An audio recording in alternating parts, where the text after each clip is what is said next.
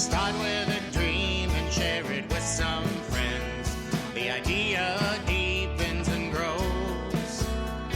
The dream takes shape, it has form and substance. A community soon arose. A listening room, the hearing room, a place to find a home to play. A listening room, the hearing room. Express yourself and have your say. The walls are thin, sirens blare. The tables sit near folding chairs. The stage is set with paint and glue, and love went into every screw.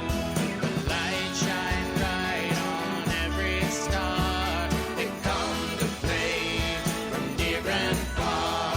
The light shine bright on every star. They come to play from near and far. The listening room, the hearing room, a place to find a home to play. A listening room, the hearing room. Express yourself and have your say.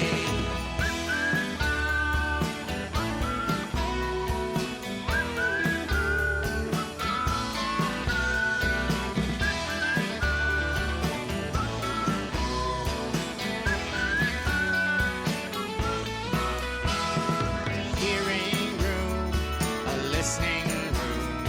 You're welcome here, so have no fear. The hearing room, the hearing room. Come in, my friend, where art can bloom. Hello, and welcome to the Woodshed Podcast on a really snowy, rainy, sleety, I'm not even sure what it's doing day. We are a little bit late starting because we were making our way in traffic through the sludge, and we're here now. I'm here with Fatma, and Fatma, what are you calling yourself? Are you Fatma 2.0? I am. Yeah. You're still okay. So Yeah. this is Fatma 2.0. She has a real name, but Fatma 2.0 will suffice for tonight. So we're going to talk to Fatma in just a minute. But first, I wanted to mention the Hearing Room has great events all the time. We have events every day of the week, and Monday is our podcast, but then Tuesday we have the open mic, and the open mic is very popular, 7 to 10 p.m. on Tuesday. On Wednesday, we have Let's Have Words. That's our spoken word evening, and that's also 7 to 10 on Wednesdays. Then we have on Thursdays the Singin' Jam, where everybody comes and just jams together, and it's a really fun party. So if you're a musician, you like to jam, it's the place to be. And then we have on Fridays, Saturdays, and Sundays different events. Fridays, we often have jams lately.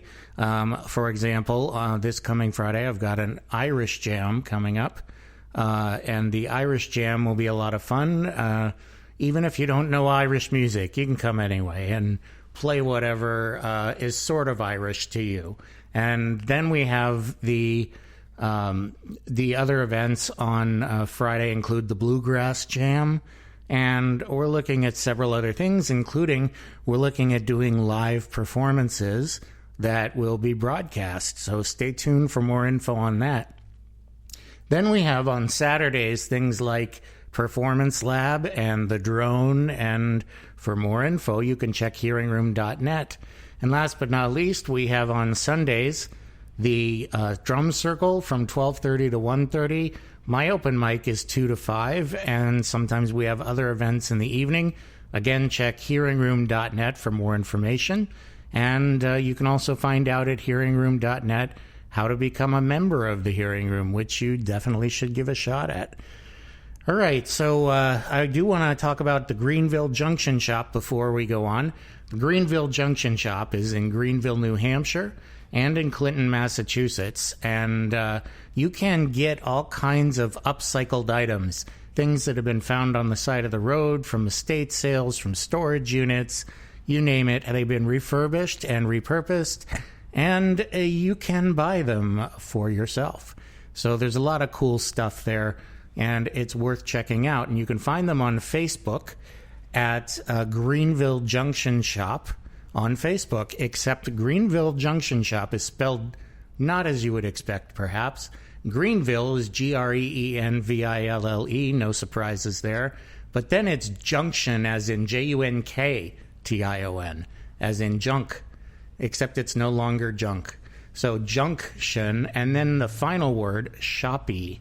It's the old spelling of shop. So Greenville Junction Shoppy. That's on Facebook. So check them out.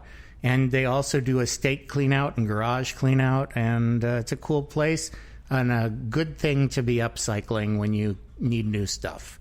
So check that out. And that brings us to our guest tonight, Fatma 2.0. So hi, Fatma. How are you doing? Good, thanks. How are you, Aaron? I'm good. And despite the sludge, you got it here okay, and that's great. Yeah.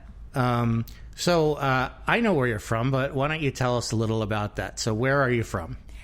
So originally I'm from Tunisia, Tunisia, not to be confused with Indonesia, completely different continent.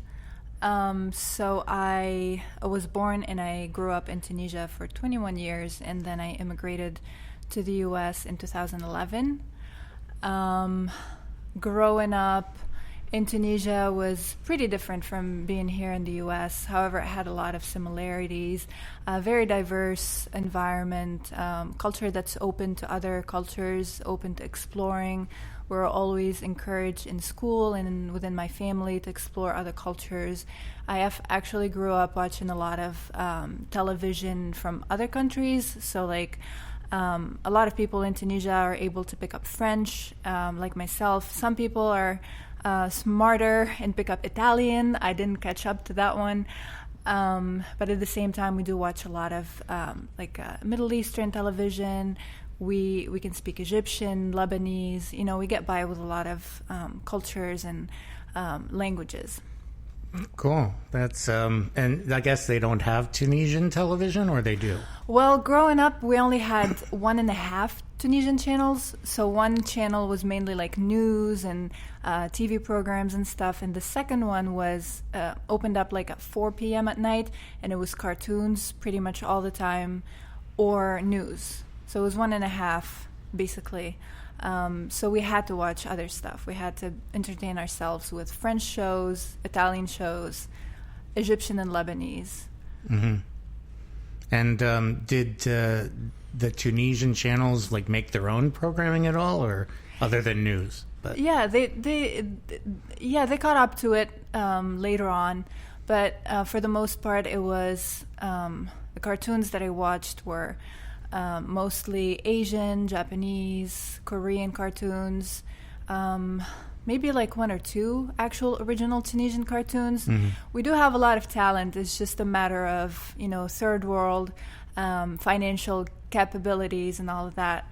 Mm-hmm. So now it's a lot better. Now we have a lot of channels, a lot of programs and all of that. But growing up, that's what we had. Right. Yeah. So what was it like musically growing up? Where did you get into Tunisian music to start? So the same thing basically. So from those television networks that we had, we did listen to a lot of I did listen to a lot of French pop, R&B music. So that was one of my influences. And then we caught up to I remember when I was maybe 6 years old, Michael Jackson came to Tunisia, and that was like the biggest thing ever. And I had posters of him. I was obsessed with Michael Jackson, although I had no idea what the lyrics to the songs ever said.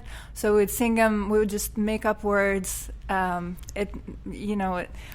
laugh at it now, and still to this day, sometimes I listen to a Britney Spears song. I'm like, that's what she was saying. When in my mind, it was completely gibberish. Well, but it was a good song, so yeah, the music got you. Yeah, absolutely. So, did you play Tunisian music when you were young, or sing, or? I did. I sang Tunisian, Lebanese, Egyptian. Those were the easier ones because I could understand what they were saying. French too as well, because I spoke French fluently at a very young age. I struggled with the English at first because we don't really start studying English until 7th grade in school. Mm-hmm. So that's when I started kind of picking apart, and we didn't have internet at that time. So I didn't have a way of finding lyrics to songs. I remember my friends basically bringing me their CDs and sitting in and having me try to decipher what the songs are saying, whether in French or in English. And it was just hilarious because a lot of it was, again, gibberish. But I think that played a big role in teaching me the phonetics of the language. Right. Trying to really decipher and understand what the songs are saying. So a lot of people nowadays would ask how I got the kind of like fluent type of accent that I speak. That's not very, it's not a very common thing with Tunisians and Arabs in common. We tend to have a thick accent, but I think starting to pay attention to musical lyrics, to songs, English songs at a very young age really helped me with the phonetics of the language. Right.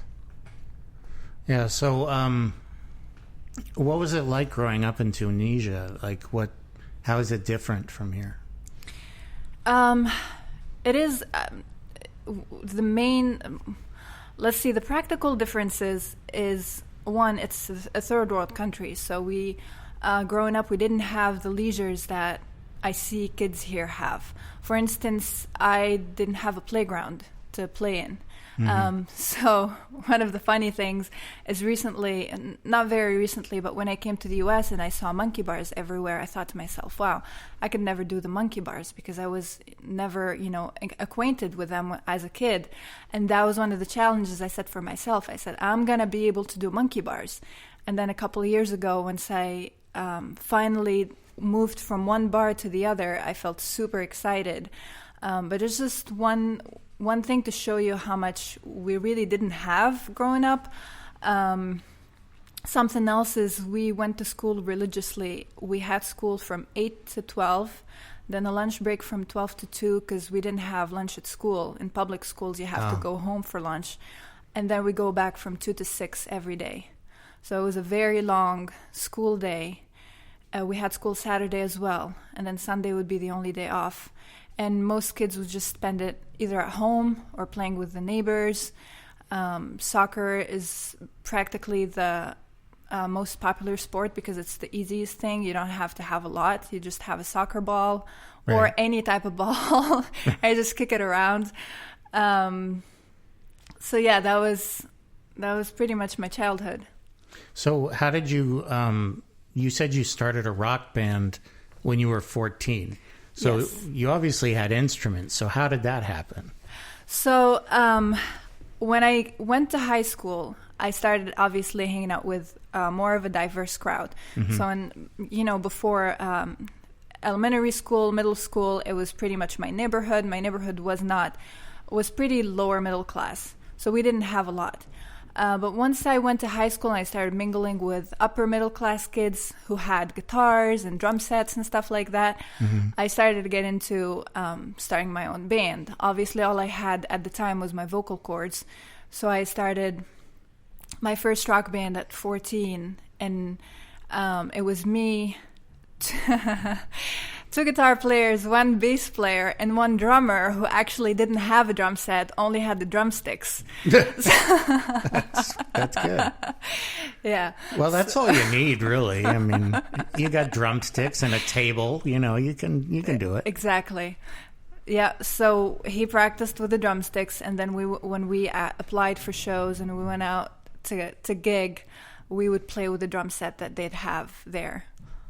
Well, that's handy. It's sort of like, I guess if you play piano, you also can't carry your piano with you. So yeah, that works. True, as long as you have a drum set there, then it actually doesn't require you to set up your own, which saves some time. Absolutely. That's great. So what kind of music did you play in this band? So we did, at that time, we started to have, luckily, the internet. So we started to sing actual lyrics to songs. And it was the Cranberries was one of my biggest influences. So I started out very young singing Cranberries songs. I actually was so taken by her range. I just wanted to develop my range to hers. And then it was pretty much pop rock music, so it was all American music at that time. Mm-hmm. So you just did American stuff? You didn't do any Tunisian stuff in the rock band? When we started doing covers, so it was all American music. Tunisian isn't quite... You have to be really creative to make it into a rock song, Tunisian stuff. And so, we started definitely with covers. And then once I started figuring out that I can write songs, I started writing in Tunisian, French, and English. Okay. Well, I'd like to hear one of the Tunisian ones first. Do you have one that you could play? Yeah, absolutely. And this is original. This is something you wrote. Okay. Yes. Yeah. So I wrote this song several years. The same year I actually came to the U.S., so 2011, and it's been since one of my favorite songs to play and to sing. It's called, in Tunisian, it's called Bertina Bek, which means I looked up to you. Mm-hmm.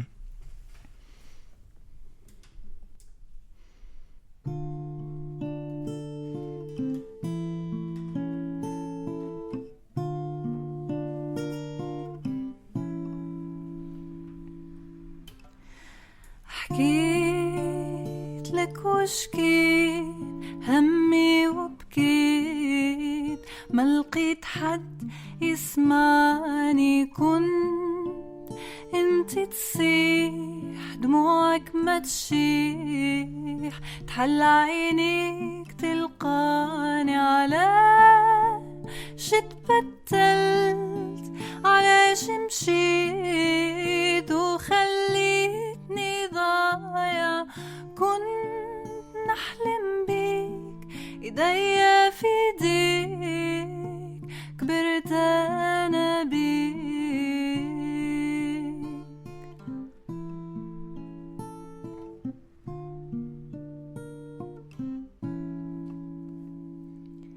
تمنيت يرجع بي الزمان في حضنك الأمان تمسح لي المواجع نار في قلبي نار ليل مع النهار وانتي ماكش راجع علاش اتبدلت علاش مشيت وخليتني ضايع كنت نحلم بيك ايديا في ايديك كبرت انا بيك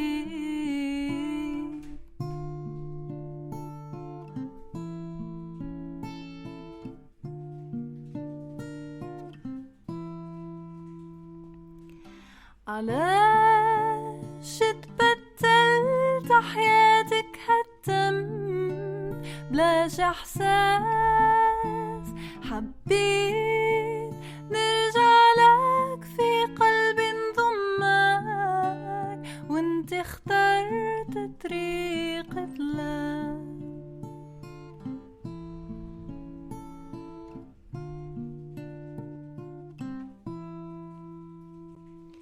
تمنيت يرجع بي الزمان في حضنك الأمان تمسح لي المواجع نار في قلبي نار ليل مع النهار وانتي ماكش راجع علاش اتبدلت علاش مشيت وخليتني ضايع كنت نحلم بيك ايديا في ايديك كبرت انا بيك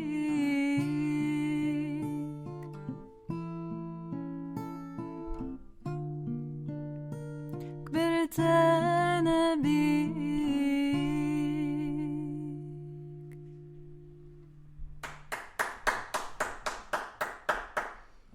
Thank you. Nice. So what is the meaning of that? So Actually, the year I immigrated to the U.S. was the same year that my father died, and the song was inspired by him passing away, and it's kind of like an ode to him, talking about how much I looked up to him, how much I wanted him to be in my life, and that I was abandoned, that feeling of abandonment, although, nobody chooses to die, but it felt, in the moment, it felt that way. It felt like I was abandoned. Right. Yeah, it was a very pretty song. Thank you. And so you wrote that in Tunisian, and was that early on, or is this a more recent song you've written? So this was in 2011. It's interesting because when I write, it's not up to me what language I write in. I just sit there, and sometimes it starts with a melody in my head, sometimes it starts with words. So this one started with a melody, and I started playing the guitar, and the words came out in Tunisian. And scientifically or psychologically speaking, obviously your native language is a language that you can feel the most emotions out of when you're speaking it. So I think subconsciously, I didn't really know what I was doing at the time, but I think subconsciously it had to be in Tunisian for me to start my healing process and to really feel that deep feeling of the words. Okay. So how about one in English? Do you have one that you've written recently? Yeah, absolutely. This one came to be one of my favorite ones too.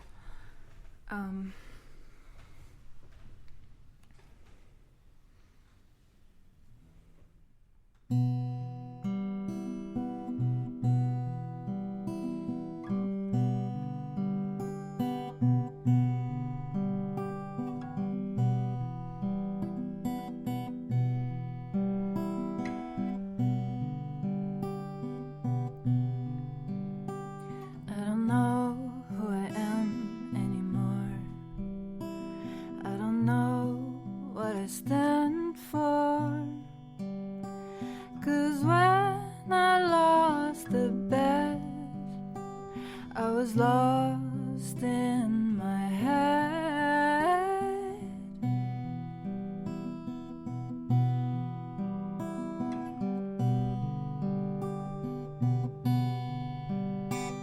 Tell me now, are you leaving for good?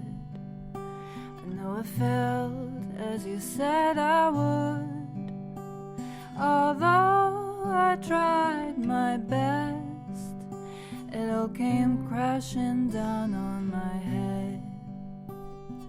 You say you love me, I say I love you too, but I don't believe a word you say.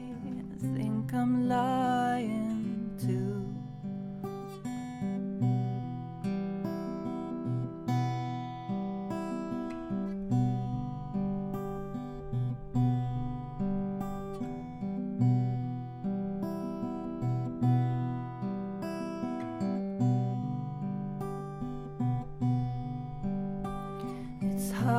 To believe what I've been through. I was lost, still I found you.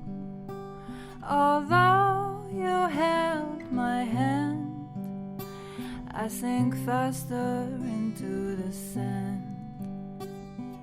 You say you love me, I say I love you too, but I don't believe a word you say, and I think I'm lying too.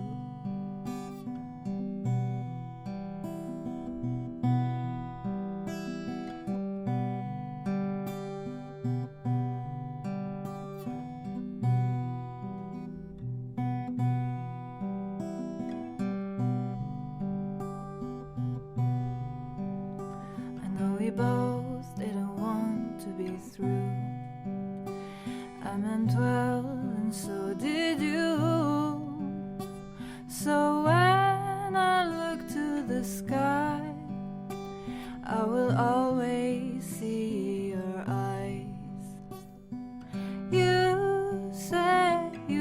love me.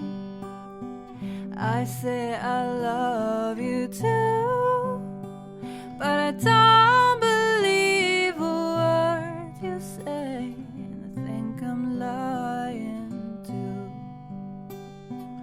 You say you love me, I say I love you too, but I don't believe a word you say, and I think I'm lying too. Oh, I think I'm lying too.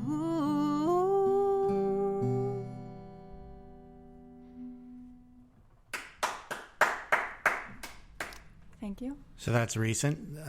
Yes. Yeah. So recently, you just started a new job, kind of recently. So what do? Very recently, actually, a few weeks ago, I'm a mental health therapist. I just recently graduated with my master's in clinical mental health counseling in October, actually, and I was lucky enough to get hired in Manchester, New Hampshire, at a place where I interned called Create, which is a Center for Expressive Arts Therapy, which works out perfectly for my profile as a mental health therapist who is a strong believer in the power of expressive arts, music therapy, drama therapy, and also body and movement therapy techniques. And that's individual counseling typically, or groups mostly? Individual, typically, yes. Individual and family so far. And how did you get to that point? We should also ask how did you come to be in the U.S. when you were 21? So it was completely destined, a complete coincidence, because as I mentioned before, coming from like a third world country, lower middle class family, it was just completely insane to think that I'd ever end up in the U.S. So one of my friends came over one night and said there's this website that helps you find an American family, and you go over to the U.S. or Europe or anywhere and be their au pair, which is like a live-in type of babysitter. Mm-hmm. And so I put up a profile. It's kind of like a Facebook thing. You put on a profile, and then people can check out your profile. And then a whole year later, I totally had forgotten about the profile. An American family contacted me and said they were interested and wanted to interview. And so I interviewed with them, and after a couple of interviews, they selected me. They actually helped me. The agency fully covered my plane ticket. Mm-hmm. The family paid my fees and everything, so I didn't have to pay for anything at all. And I came here, and And you came to New England first? Or? I actually came to Atlanta, Georgia. That was my first family. And after a couple of months, it wasn't working out. So luckily, I came through an agency. So the agency was able to find me a different family, and that was in East Falmouth, Massachusetts. And that's where I initially came to New England. Okay. Yeah. So that's how you immigrated, and then but you don't automatically get citizenship. So how did you start that process? So initially the idea was to come here for a year. I was back home majoring in English literature. And so I thought, coming to the U.S. would help me out with, fluency and getting to know the culture and everything. And I'd just go back and finish my bachelor's degree and become an English teacher. And so when I came to the Cape, the second day of being in the Cape, I met my husband, Sean. Mm-hmm. And several months later, my visa was about to expire. I had to leave the country, and we decided, you know what, we're in love. We want to give this a shot. So let's get married, and that would, grant me a visa to stay in the country longer, and access to getting citizenship and residency. And actually, that's the way I was even able to go back to school and get a bachelor's degree here. Mm-hmm. Because as an immigrant, there aren't a lot of options, especially with financial aid and grants. Right. So you, where'd you go to school when you were here? So I got my bachelor's online through Ashford University. And so, and then I got my master's degree through Southern New Hampshire University. And you might actually see me on a couple of their commercials on TV. Oh, yeah? Yeah. So you're famous. Kind of. Yeah. I'm kind of a big deal, Aaron. I know. And you're a musician, too. You can't beat it. Exactly. So how did you keep playing music while you were studying and doing that kind of stuff? It was tough. It definitely got pushed to the back burner for many, many years, and it continues to be pushed to the back burner. I'm not sure if I would have been able to make a living in the U.S. just coming from nothing, coming from a different country, having nothing, starting from scratch. I had to have a career that would guarantee me financial stability. And that's why I went to the mental health. Not that I'm not passionate with that too. I'm super passionate with mental health. But I had to guarantee myself financial stability and safety. So when I went to school, I was working full-time, going to school full-time. I did expedited bachelor's in 2 years. So it was crazy. So maybe on the weekends, I would once in a while pick up a guitar and play, but nothing really consistent. Right. Yeah. But I've seen you out there. You're out once in a while, yeah. You're out there every so often. Yeah. And where do you play now typically when you get time? Nowhere specific. I love the hearing room. Absolutely love this place. It just feels like home. The people are so friendly and welcoming. I feel at ease when I'm here. At the same time, there are a couple of places in Haverhill that are closer by. Whenever I hear about an open mic, if I can make it, I will. I like Coffee in Salem, New Hampshire. Those are, the places where you feel at ease and comfortable. But I haven't really been out and about. Yeah, but you've been out. Yeah. Just not about. So when you play shows, I've seen you play and you do kind of a mix of some Tunisian. I've seen you do some French, and then you do some English. But a lot of it's original, right? Regardless of the language. But sometimes you've done some traditional Tunisian stuff more. Yes. Would you be willing to play one of those? I'm curious to hear what a traditional Tunisian song would be.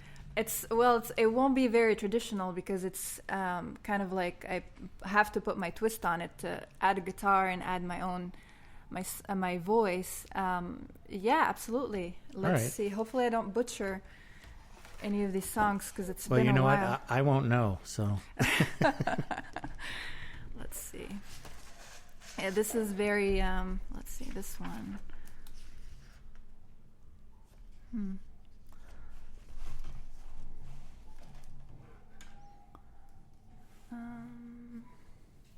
So this is, what's this called?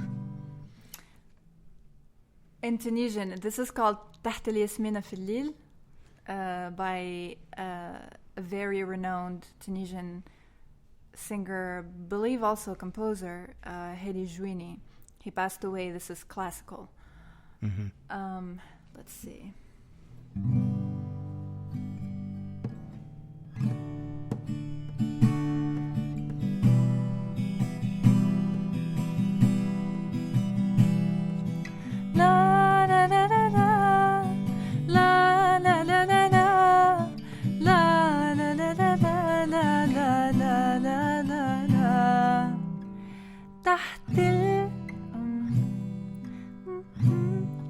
تحت الياسمين في الليل نسمة والورد محاذيني تحت الياسمين في الليل نسمة والورد محاذيني لغصان علي تميل تمسح تمسح لي في دمعة عيني لخصان علي اتنين تمسح لي في دمعة عيني لا لا لا لا لا لا لا لا لا لا لا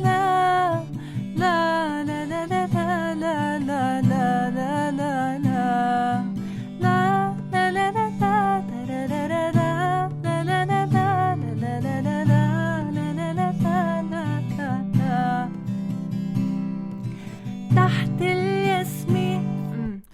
تحت الياسمين اتكيت عدلت العود وغني تحت الياسمين اتكيت عدلت العود وغني واتناطر دمعي وبكيت تفكرتك كيف كنت تجيني وتناطر دمعي وبكيت تفكرتك كيف كنت تجيني لا لا لا لا لا لا لا لا لا لا لا لا لا لا لا لا لا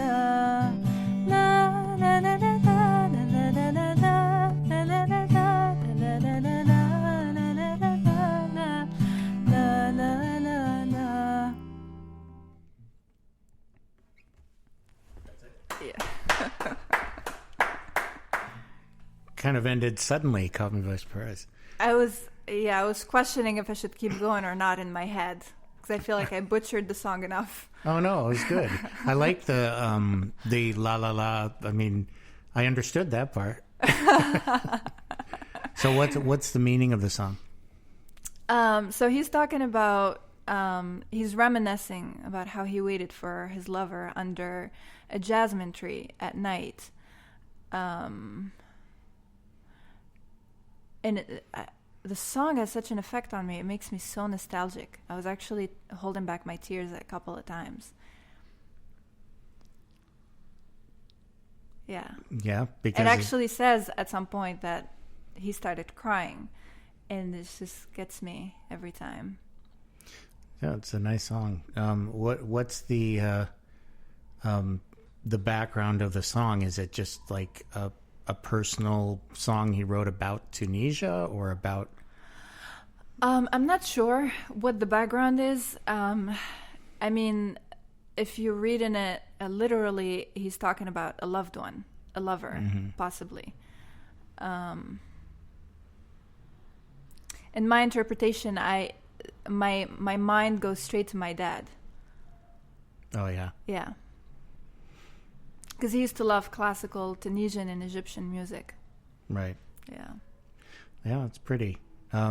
So what have you been doing in terms of recording? Have you been to the studio to record any of your stuff? Not recently. I actually have a few songs that I'd like to record. Just the in-between jobs made it, financially impossible. I remember we talked a while ago about recording something here. Yeah. So I might just. You might work on that. Yeah. Well, absolutely. I mean, we recorded tonight, so that's something. Yeah, that's absolutely great. It's online. So. Yeah. But what do you have plans in that direction, or not yet? Plans to record? Yeah. I absolutely do. I always have plans to record, and I always have mastermind ideas of music videos to go with it and everything. I just wish I was a millionaire and I'll just be producing music videos. Unfortunately, not in this lifetime. But at the same time, I do. If you have any ideas for a super low budget music video, I'm certainly down. All right, good. Yeah. So, what does your husband do? My husband is a tennis pro, which is really? confusing to a lot of people because they think he's on the tour and I'm married to like Rafael Nadal or something. It means that he teaches tennis for a living. Okay. So yeah, he teaches all sorts of levels, all ages, and he got me to fall in love with tennis as a game. Does that go year round? Absolutely, yeah. Yeah. Yeah. So the indoor courts and Yeah. Cool. And you guys live where right now? In Haverhill. In Haverhill. Yeah. Okay. Right around here, so Yeah, not too far. Yeah, not too far.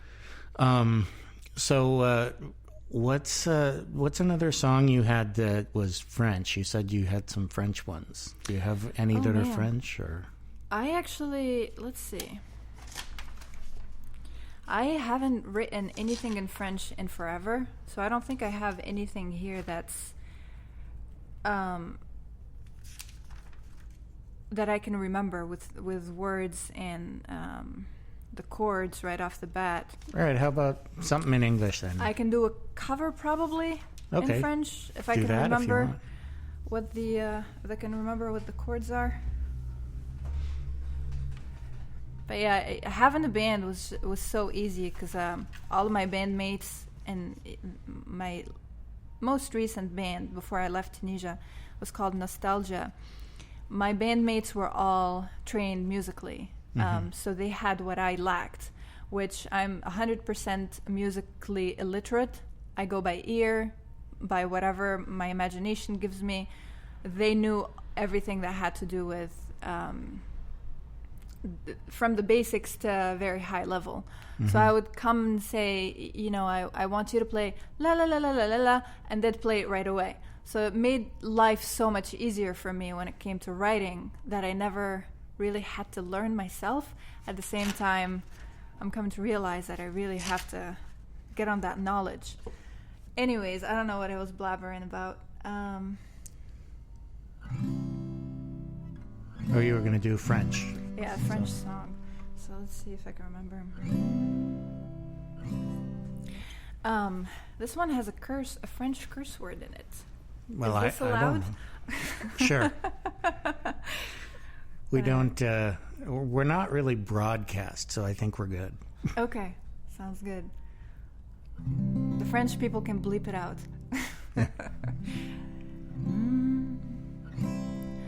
On me dit que nos vies ne valent pas grand-chose. Elles passent en un instant comme fanent les roses. On me dit que le temps qui glisse est un salaud. Que de nos chagrins ils sont faits des manteaux. Pourtant quelqu'un m'a dit que tu m'aimes encore. C'est quelqu'un qui m'a dit que tu m'aimes encore. Serait-ce possible alors? Serait-ce possible alors?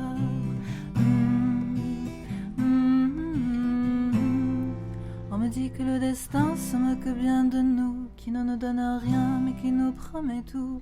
Paraît que le bonheur est à portée de main, alors on tend la main, on se retrouve fou. Pourtant quelqu'un m'a dit que tu m'aimes encore. Me l'a-t-on vraiment dit que tu m'aimes encore? Serait-ce possible alors? Serait-ce possible alors?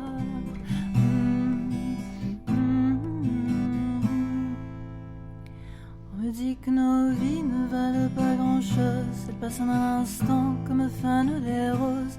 On me dit que le temps qui glisse est un salaud.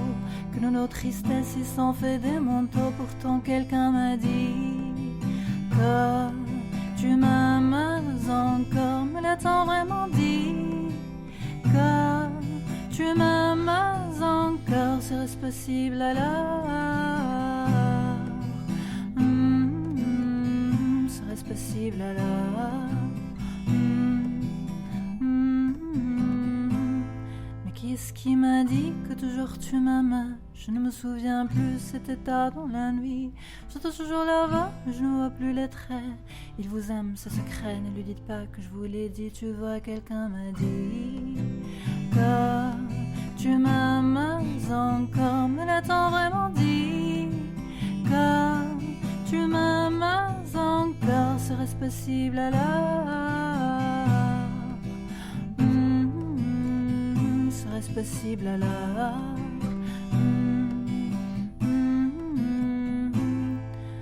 On me dit que nos vies ne valent pas grand-chose, elles passent en un instant comme fanent les roses. On me dit que le temps qui glisse c'est un salaud, que de nos tristesses ils s'en fait des manteaux. Pourtant quelqu'un m'a dit que tu m'aimes encore. C'est quelqu'un qui m'a dit que tu m'aimes encore. Serait-ce possible alors?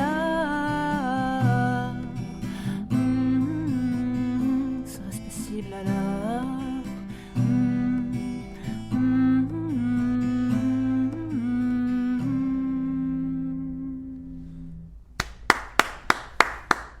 Thank you. Great. That's a nice one. Thanks.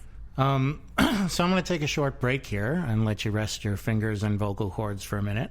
Sounds good.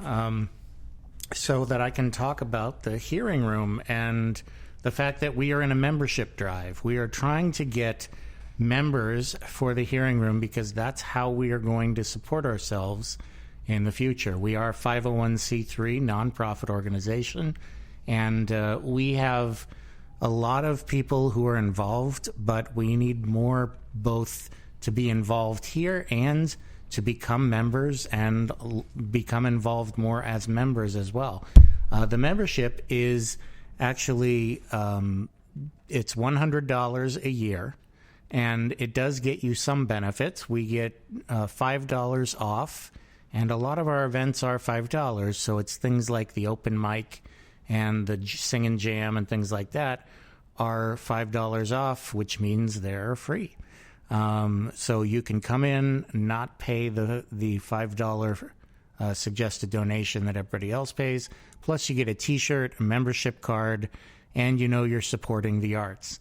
So please take a look at our website, hearingroom.net, and you can join for $100 a year.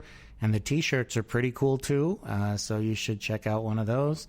And we also are going to have some member-only events where members will be the ones who are performing most likely. And also, any tickets that we sell for bigger shows are going to go on sale for members first. So, for example, we have a big show coming up. It's Guy Davis, who's a fantastic blues artist. The tickets will be available for members first, and then they will go on sale for the general public. And that is something that is a benefit of becoming a member of the Hearing Room. We also want to thank the Greenville Junction Shop for their help, and you should check them out too. The Greenville Junction Shop is in Greenville, New Hampshire, and Clinton, Massachusetts. And the Greenville Junction Shop is a place where you can find upcycled items that are found from estate sales, side of the road, the storage unit that somebody sold, anything like that. They take the stuff in there and they repurpose it and they sell it to you. So they make it look nice, and it's usually something desirable. Like I ended up with a MacBook Pro that was perfectly good with a little bit of elbow grease.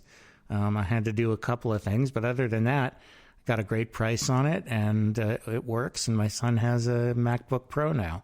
So lots of stuff like that happens.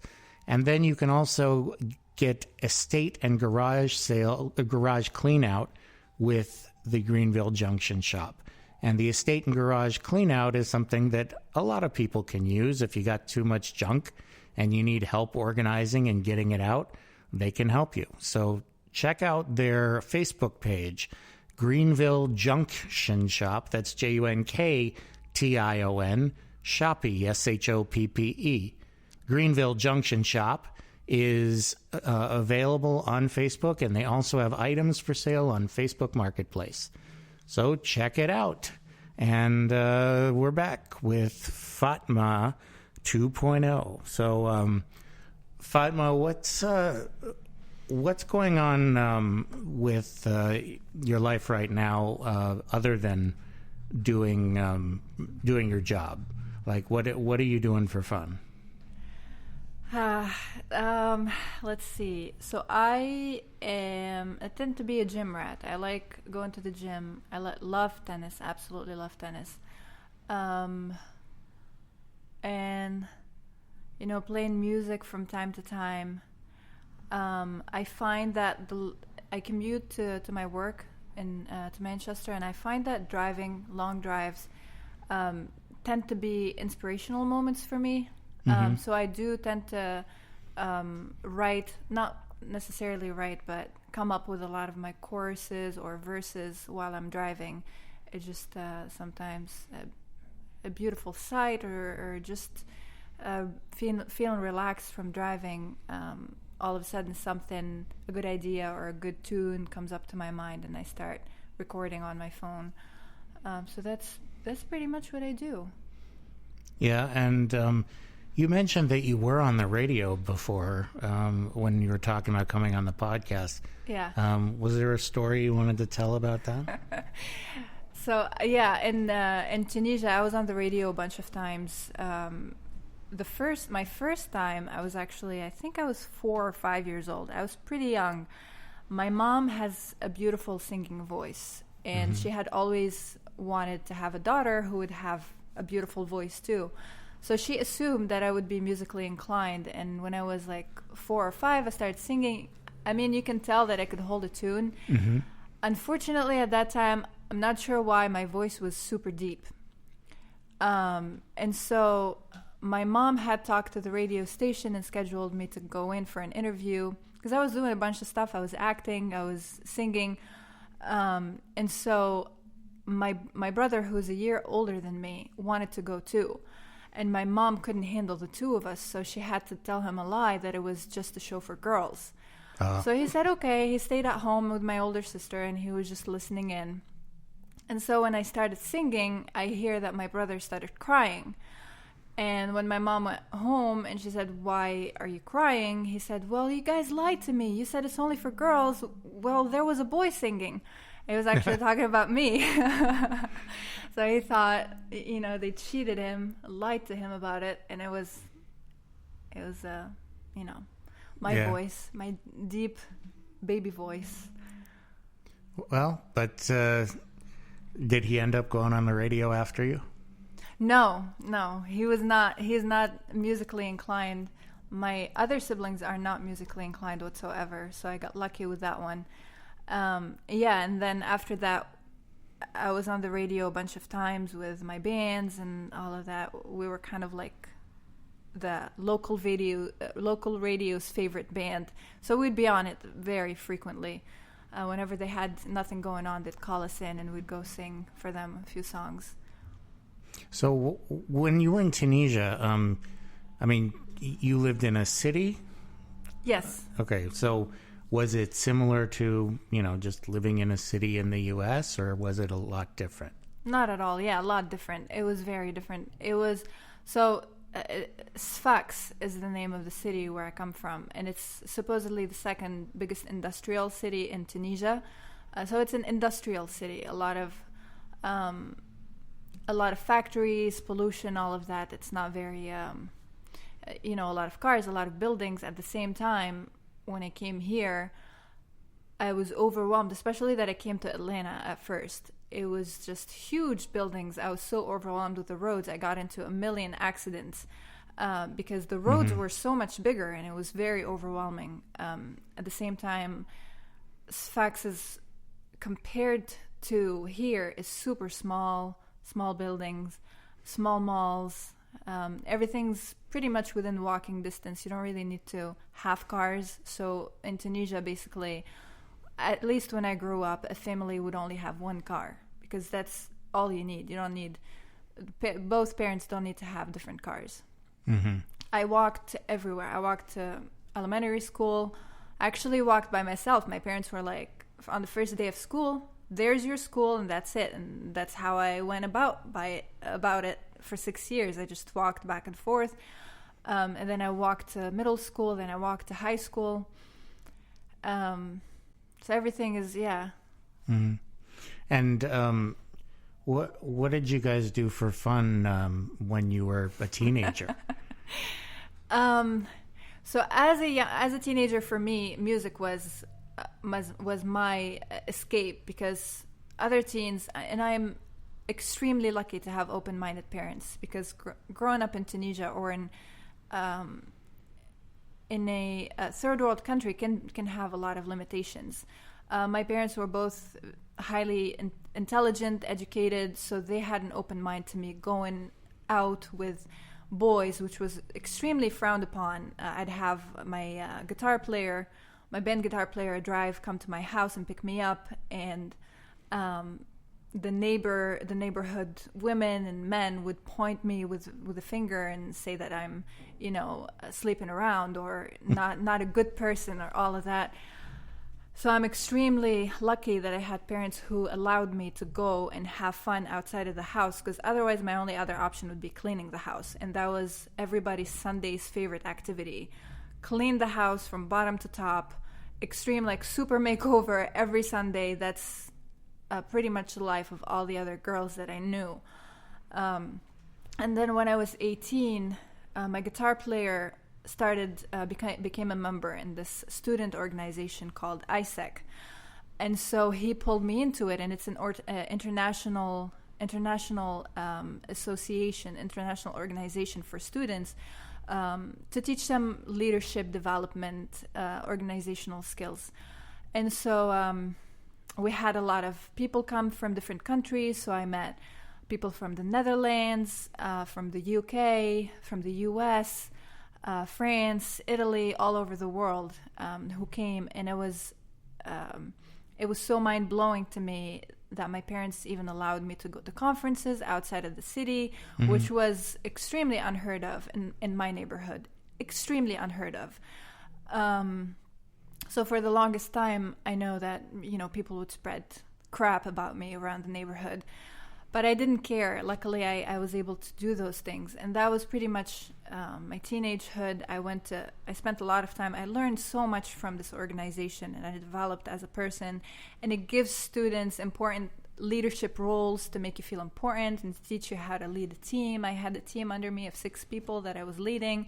I went to conferences, I spoke, and, gave, at the age of 20, I would be giving speeches and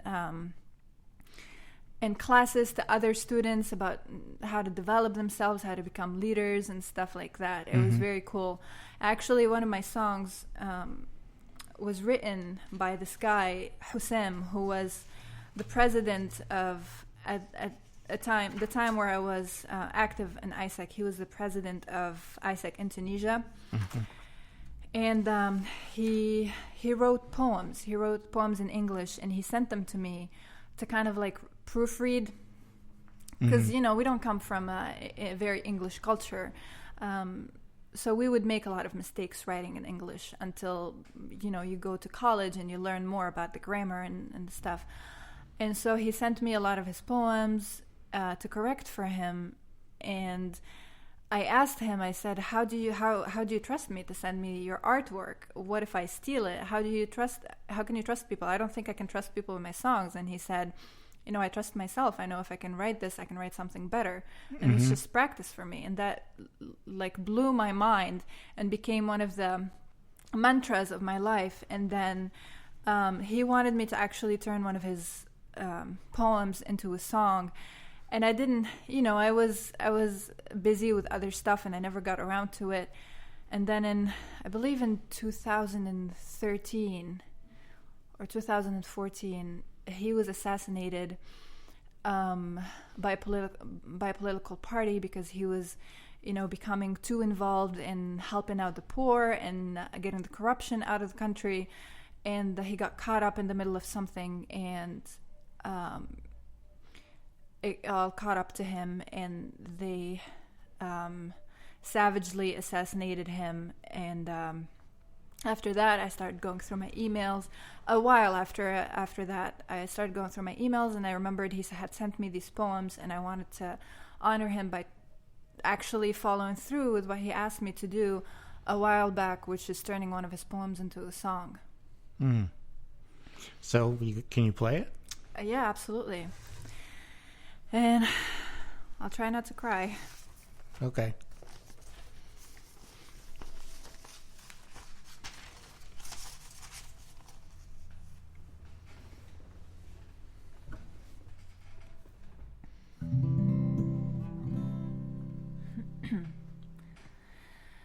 Beautiful sight in the rainy day of the wet grey mood of the shining moon.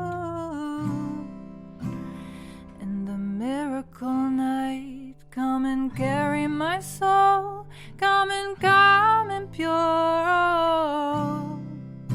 Oh, come smile in my days, interrupting the fight.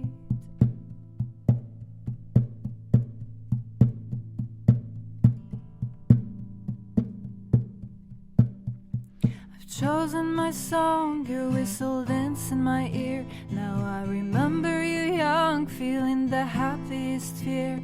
Life will tell you my thoughts, life will drop like a tear. I've seen life with my eyes, swim in the ocean of tears.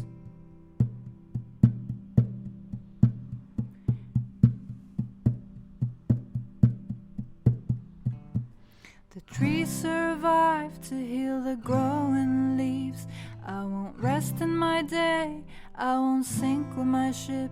I will imagine your face and draw the main heaven door. Oh, I will imagine you bright, I will imagine you more.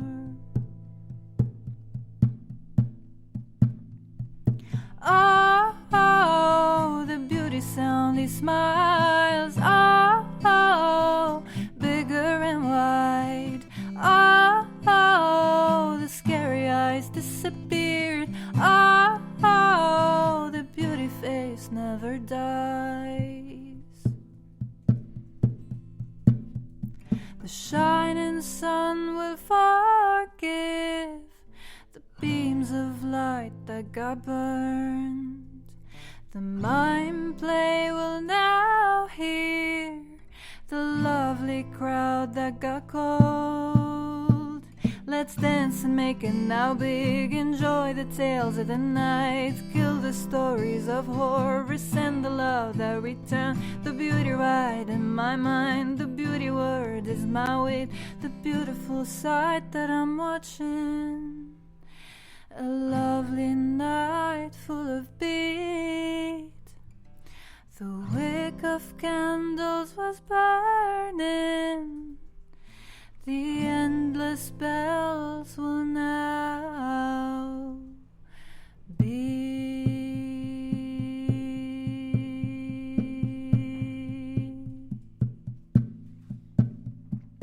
Oh, oh, the beauty soundly smiles. Oh, oh, bigger and wide. Oh, oh, the scary eyes disappeared. Oh, oh, the beauty face never dies.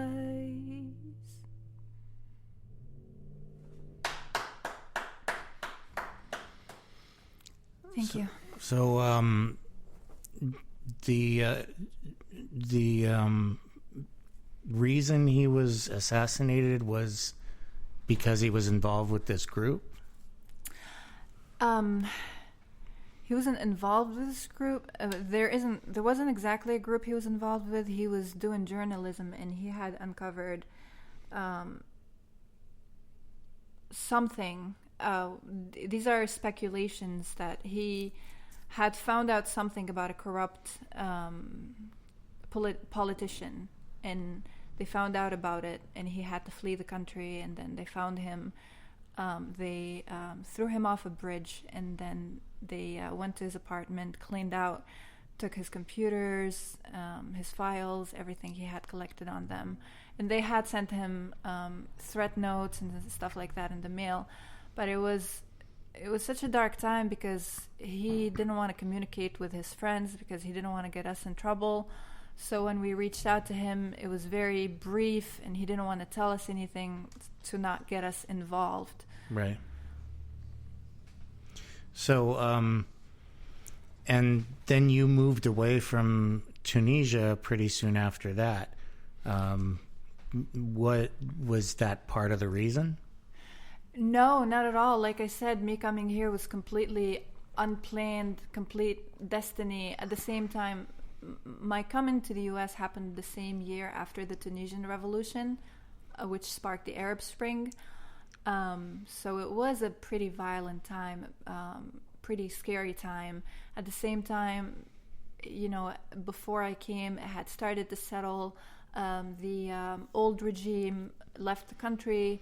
There was a coup, and the president at the time fled the country with his family, who were, extremely corrupt, embezzlement, and had a lot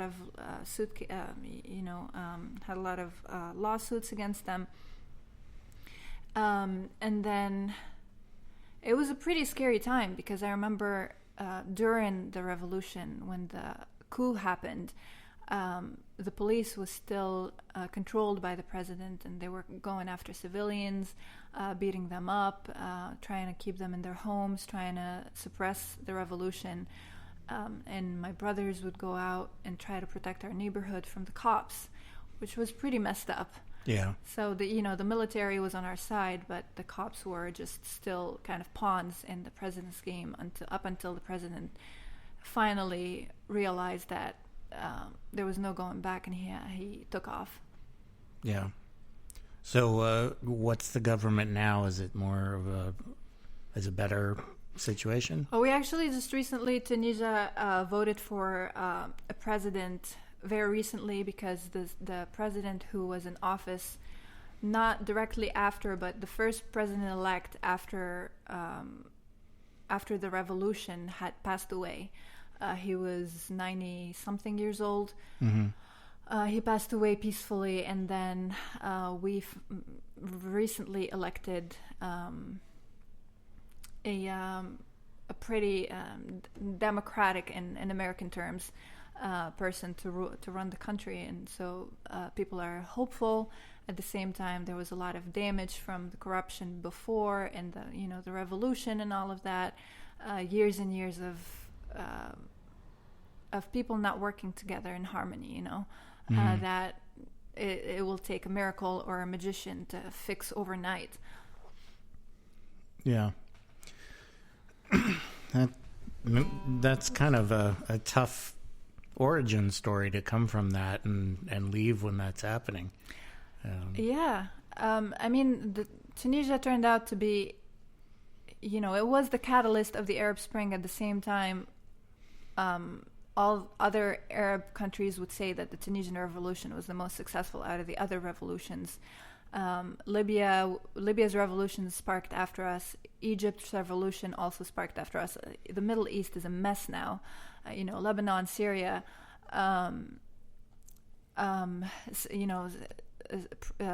plagued with civil war. Libya, even worse. And Egypt are struggling with a dictator again. And so Tunisia came out, with probably the best case scenario possible. Mm-hmm. Yeah, it sounds like it. Did you write any songs about that or related to that? It was interesting, because at the time when the revolution was happening, a lot of musicians emerged out of nowhere, mm-hmm. and we called that, in Tunisian we called it kind of like jumping on the events to make yourself relevant.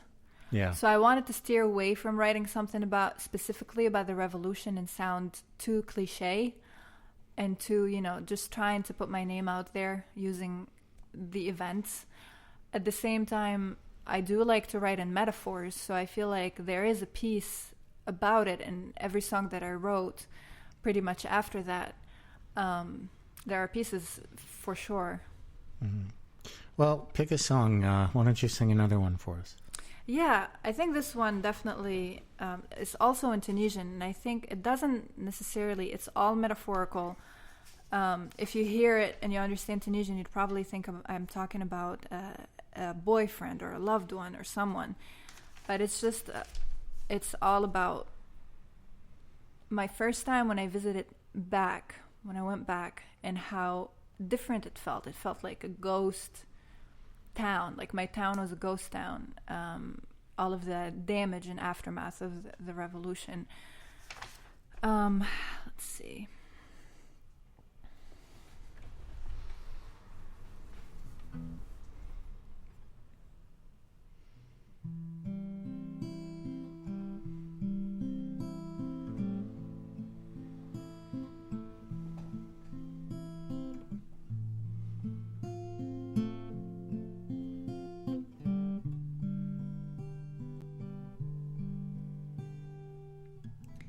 كيف رجعت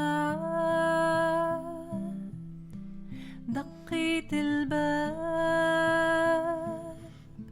ما سمعت جواب انت مشيت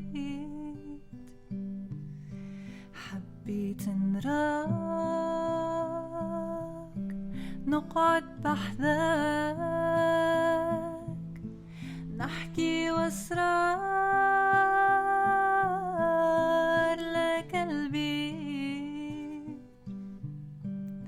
وانا معاك نرتاح وانا معاك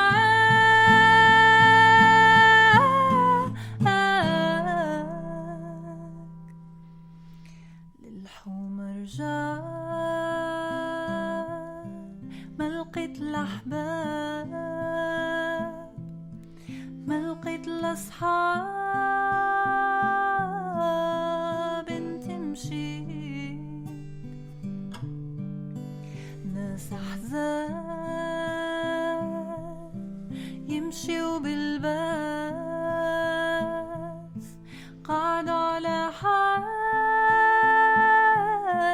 كيها كالبيت وانا معاك نرتاح وانا معاك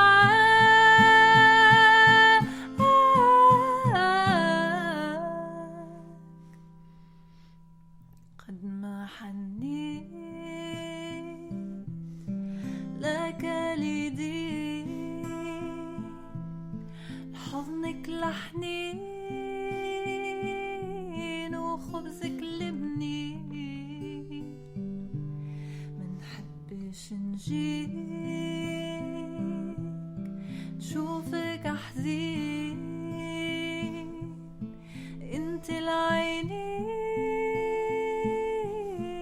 على شمشي وانا معاك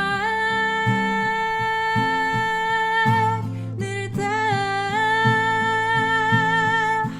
وانا معاك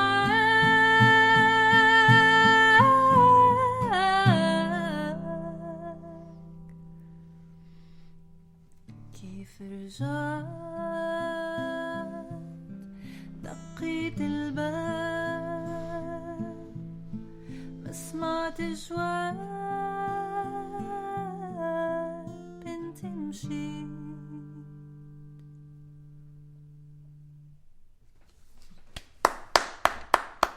Thank you.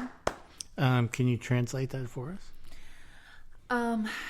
So it's all very metaphorical. It talks about basically kind of me going back to my hometown and seeing that people are just walking around like zombies, like time had stopped, like nothing has changed. Everyone is completely out of it. That I miss how it used to be so vivid and vibrant and alive. And now everyone is just going about their days in a circle, like they're in a daze. And how much I miss, my childhood. Growing up, I had a best friend who lived across from my street. She was a little younger than me, so she was kind of like, as I was growing older and cunnier, she was that image of innocence that was still bringing me back to my innocence, and how much I miss her, and I miss just that feeling of being innocent, playful, and sharing your secrets with someone would never tell. If she's listening, her name is Shema, and she knows I miss her. But yeah, it's real, but at the same time it's metaphorical. It's that feeling of nostalgia of the hometown it's not there anymore. Right. And I think it's part of being an immigrant as well. They always say, I think there's an Arabic saying that says, as an immigrant, you're pretty much homeless because you don't fit in back where you're from, and you don't 100% fit in where you're living. So you're kind of like in between. Yeah. Well, do you have another song that you'd like to do? Let's see.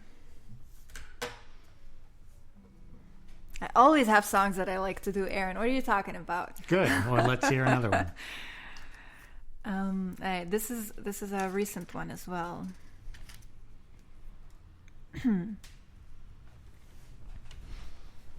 Also a metaphorical one.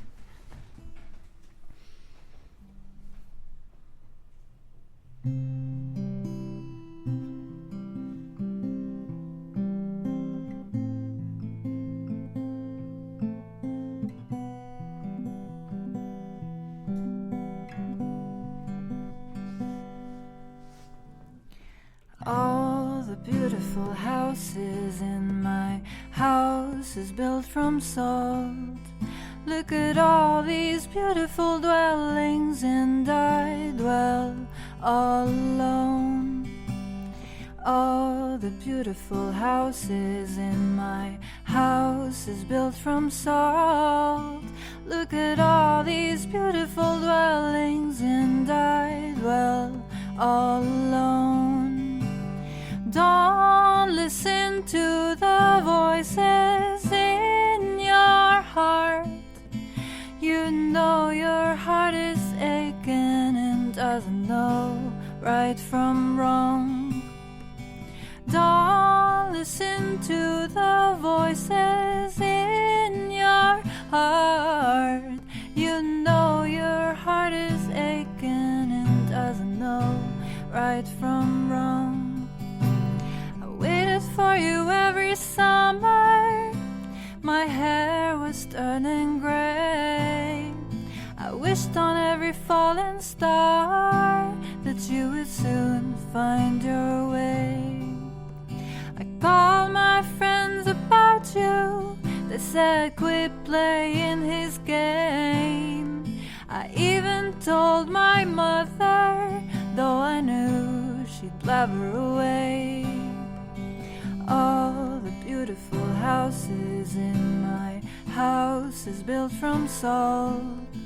Look at all these beautiful dwellings, and I dwell all alone. All the beautiful gardens in my plants are dying young. Look at all these beautiful orchids in my spring never sprung. Don't listen to the voices in your heart. You know your heart is aching and doesn't know right from wrong. Don't listen to the voices in your heart. You know your heart is aching and doesn't know right from wrong. Oh, oh, oh, oh. Right from wrong. Oh, oh, oh, oh. Right from wrong.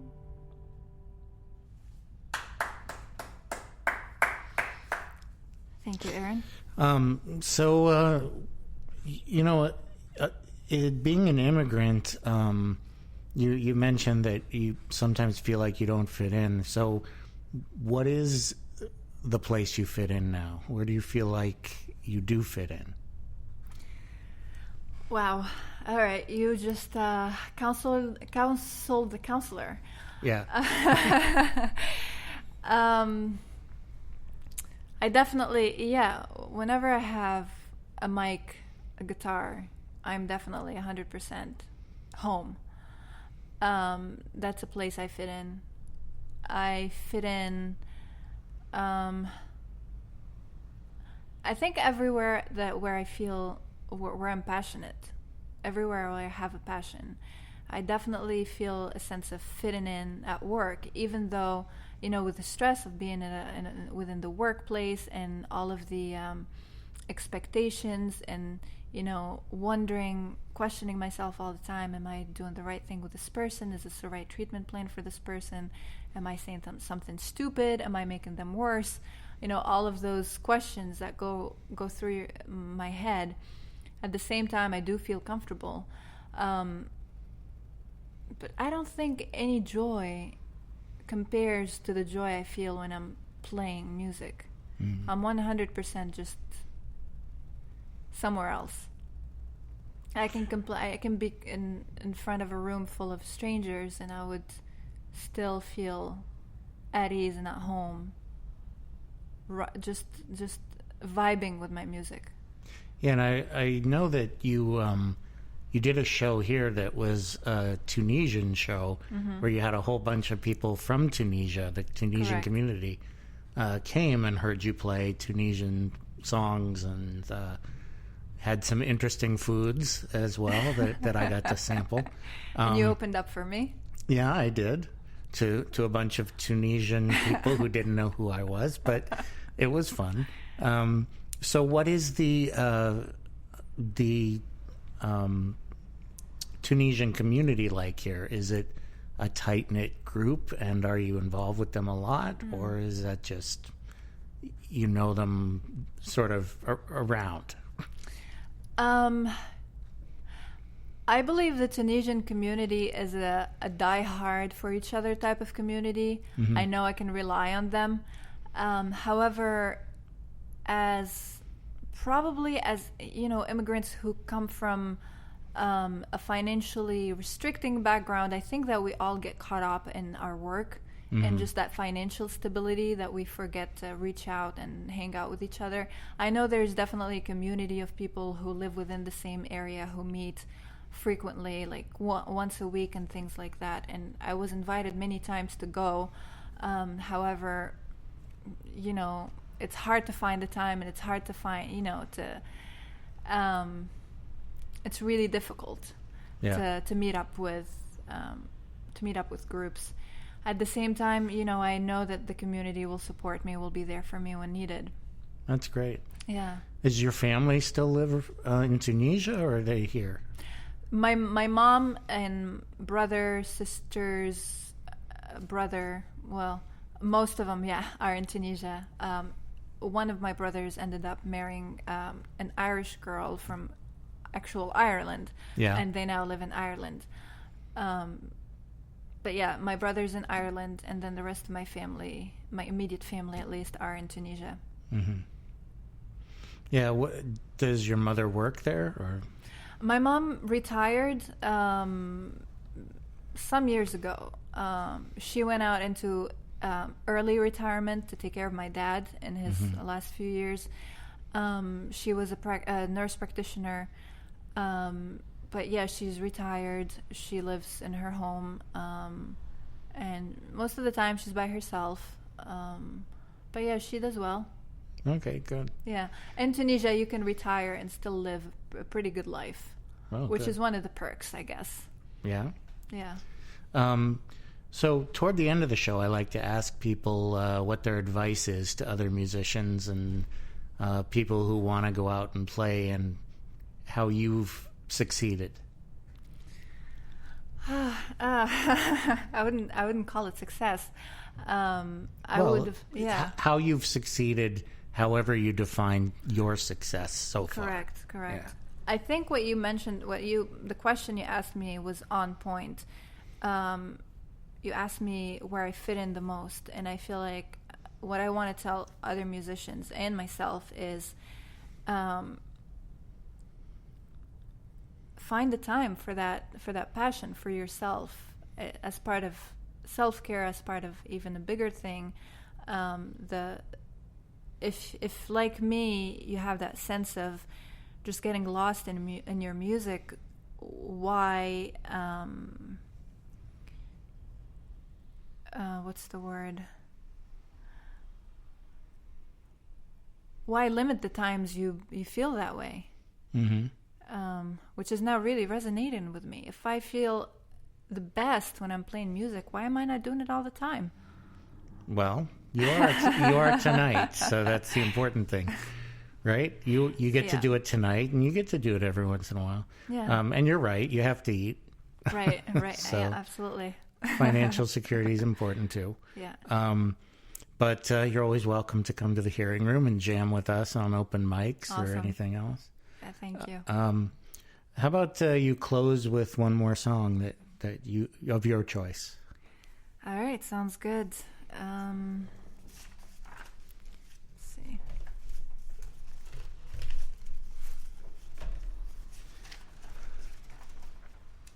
And we're talking with Fatma 2.0, who is going to play one more song for us here at the hearing room. And by the way, if anyone's listening live or tomorrow, we're going to have a New Year's Eve event here, which is tomorrow night.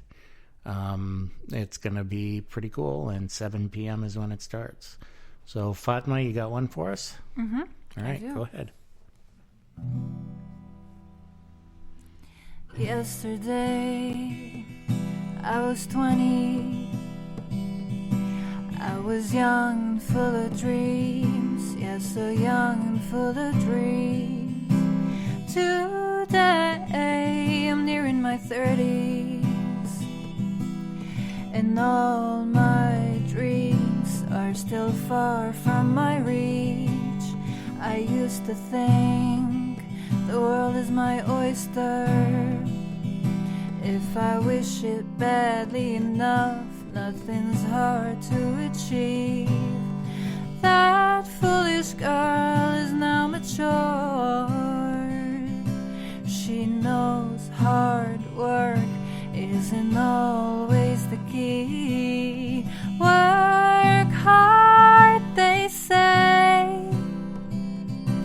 Persist and you shall succeed. Oh, persist and you shall succeed. Smarten up, I say. Life's a battle and all men bleed. Take the path less traveled. Close your eyes and leave. For the path of all men is dull, and most men are sheep. Ah, ooh, ah, ooh, ah, ooh, ah, ooh.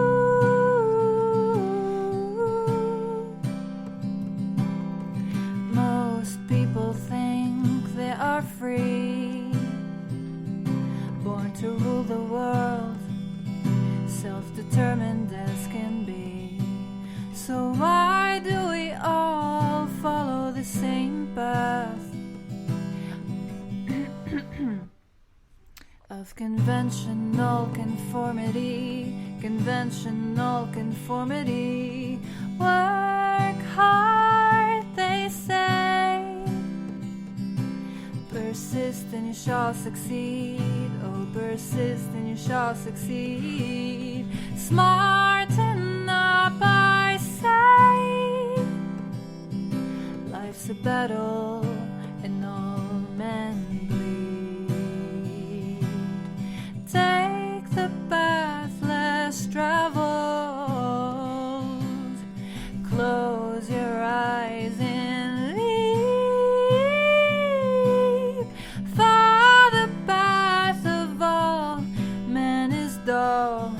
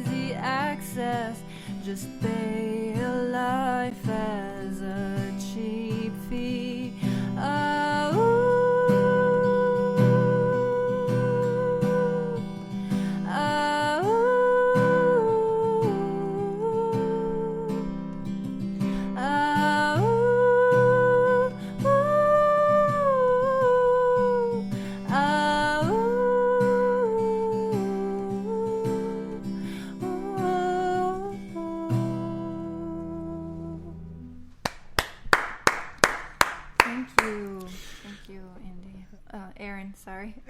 I know I was thinking Andy. And So thank you for coming. you're very welcome. Thank you for having me. Yeah, This so was a this blast. this is fun. And this was Fatma 2.0, and you can look for her and open mics all around the area. But I hope you have a good New Year. And You too, thanks. and we are at the hearing room, which you should definitely come to and join as a member. And we have lots of things to look at on the hearing room website, hearingroom.net, events and membership information. The podcast is up there, and you can check out old episodes as well. And we also want to thank the Greenville Junction Shop. That's JUNKTIONSHOPPE. Greenville Junction Shop in Greenville, New Hampshire, and Clinton, Massachusetts. And their Facebook page is available for you to check out. So everybody have a great new year and a great week. And I'll be back on Thursday, so listen in.